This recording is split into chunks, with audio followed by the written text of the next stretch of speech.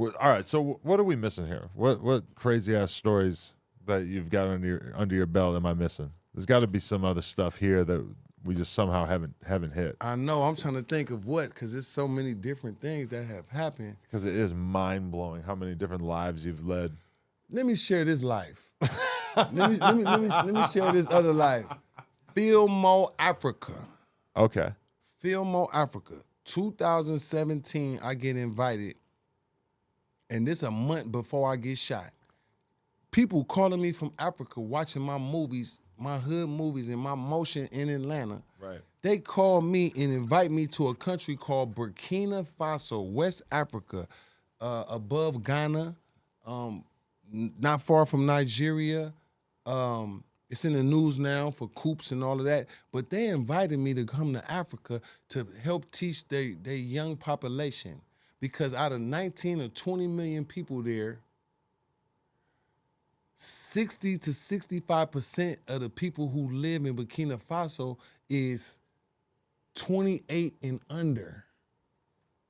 Wow. They got millions of youth that terrorism, they would adopt terrorism because there's so much unemployment that terrorism is an option where they be joined ISIS or Al Qaeda or something, and now they're working for that operation so they got a brotherhood and they got access to money or they got access to eat. They got access to camaraderie. So the people who invited me was like, we want to get the African young population into music making, film making, software, clothing, the spirit of do for self independent, and you got it. So I go there, and on my trip, I end up building a water well because I realized I thought I was coming to Africa to get some money from these people. I get there, there's no money like that. Mm-hmm. The people who pay for my first class round trip tickets, hotel and food and stuff, they made an investment to get me to come. But when I got there, I thought it was gonna be big companies ready to throw dollars at me because I'm bringing some.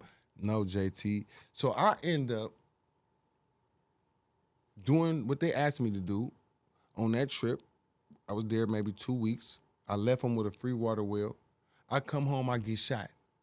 When I was leaving, they're like, why are you leaving? It was so crazy that I came home, and it's like the next frontier, JT, not gonna just be running around hoods in America. You need to come to Africa and try that. If you do that, you're gonna have Indiana Jones type stripes now. You did all this, go to Africa.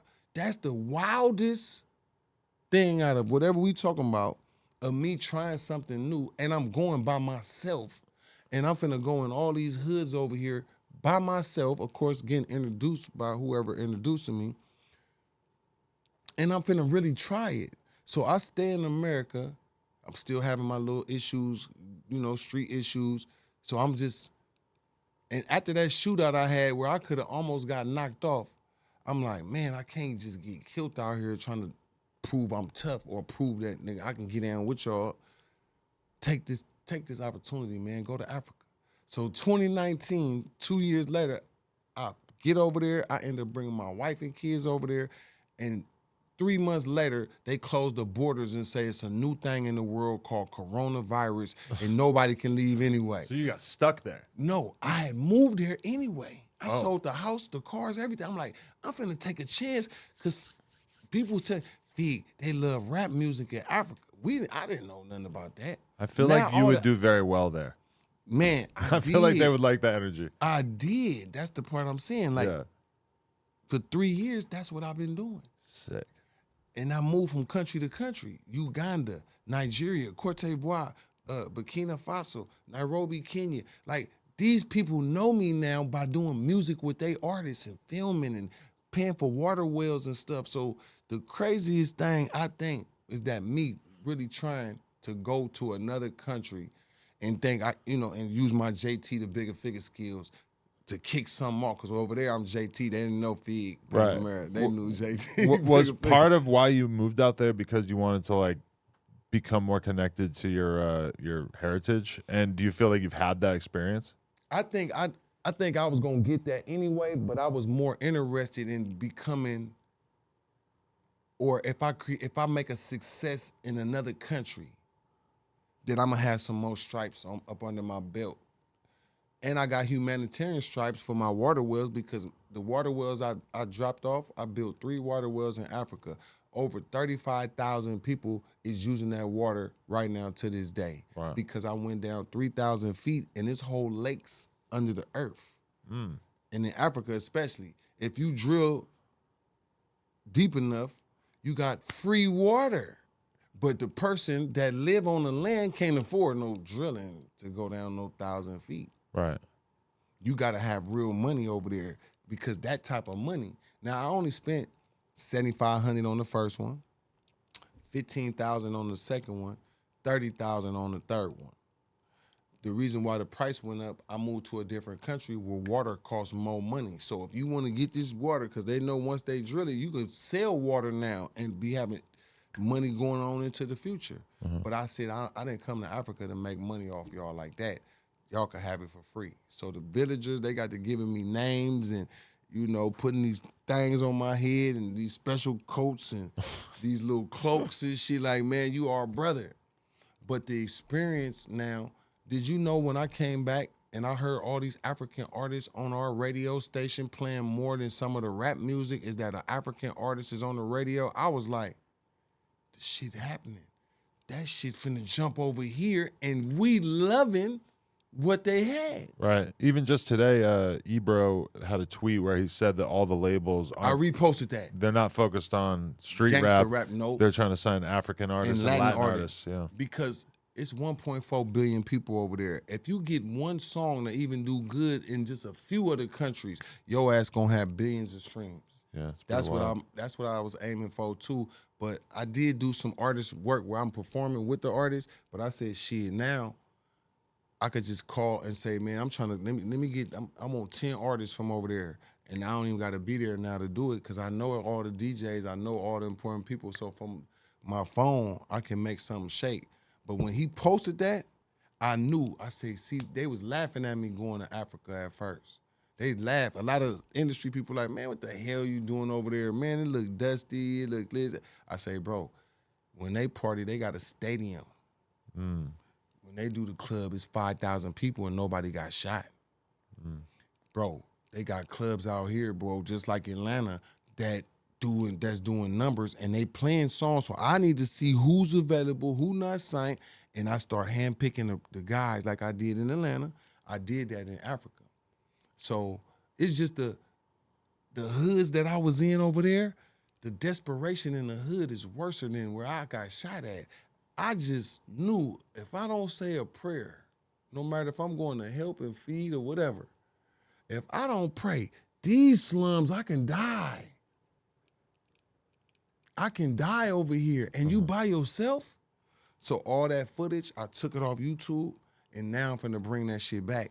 But do you have any sketchy situations out there, or was it pretty cool? Nope. The most sketchiest situation I had that dealt with violence is when I went on an army base on accident filming, and I wasn't supposed to, and they was talking to me in another language. So when he was like, da-da-da-da, I'm like, man, all right, I'm gone, man. You know, but I'm on the army base. No, you just can't leave. What the fuck you doing over here? I'm over here filming. Yeah, man, I'm over here.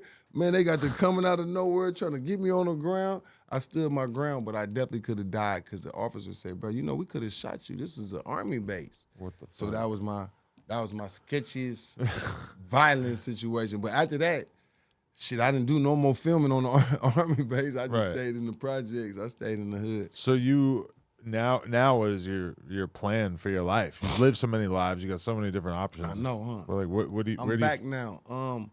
Of course, my family life important. So I say, you got to fall back from some of this hood life. Like this hood life, you already lived it. Well, was Africa like a reset for you? Africa was a reset. Them 3 years I was over there, do you know I never carried a gun or a knife? But as soon as I get off the airport over here, when I get to Atlanta, I got to put that thing on me, and I got to be watching cars again and checking the situation and making sure the parking lot, you know, survival things of a black man that live in turf politics, like turf geopolitical, with crime and violence and beef and maybe an op or two or somebody who want to rob you, or like you gotta carry yourself a certain way. Right. You can't assume, oh man, I don't got no beef with nobody. Nah, actually, I might not. But the person that wants your shit, when I got shot on 2 different occasions in Atlanta, it was attempted robberies, and both times I just wasn't going. But I called bullets for it, but because I made my mind up. You can't be out here screaming California, West Coast, field mode this, field mode Atlanta, none of that, and you gonna just be letting niggas rob you. Cause once your name go across no jumper, as oh yeah, they hit Fig over there, they caught him, nah. Because Really? I already had paint in my face as that I'm standing on business. So in them situations, without God help though, so thank you, Lord. I'm still here. But you got to make your mind up. Are you agreeing? Are you predetermining that you're going to give your shit up when a gun get put in your face? Then you shouldn't even come out today. Now, be smart and think, because if it's a situation where you got to give it up, then you got to give it up. But in these situations, I just felt I can maneuver in this right here, or I'm finna find out, but I can't. This ain't the go out moment right here. Right. You know what I mean? I got caught slipping out there one time. I'm like, damn it, man. In Africa? Nah, in Atlanta. Oh, okay. But after that, I'm like, oh, hell nah, man. I ain't going out. Because that's the thing about out there and everywhere. The element of the surprise. You right here not paying attention. These dudes plotting right now, you not paying attention. Or this brown car hit the block twice, and now they backing up right here. Is that a sign to you? If a man that's wide awake, that car didn't hit twice around here, so maybe I need to reposition myself, or let me make sure that I could see, so that if something happened, I could respond properly. But the main goal ain't to have to shoot nobody; is to avoid even having to deal with it. Right. Yep. So, but my life now though is definitely more appreciative of my OG status, of my transitions, of things that I had to do to paint my face. Because if you're gonna be in the jungle, you better be able to act like an animal too. Don't go in that jungle and you coming in here on some soft shit. Like going to Atlanta, when I seen how they was acting out there, I'm like, shit, it's like California, except I'm not part of nobody politics, so I can move freely. So the most thing I'm gonna have to worry about is somebody attempted robbery. That is the element of Atlanta for an out-of-town nigga that's getting money. I'm in Corvettes, I-8s, I'm buying Sprinters, but I didn't do none of that balling type shit till after.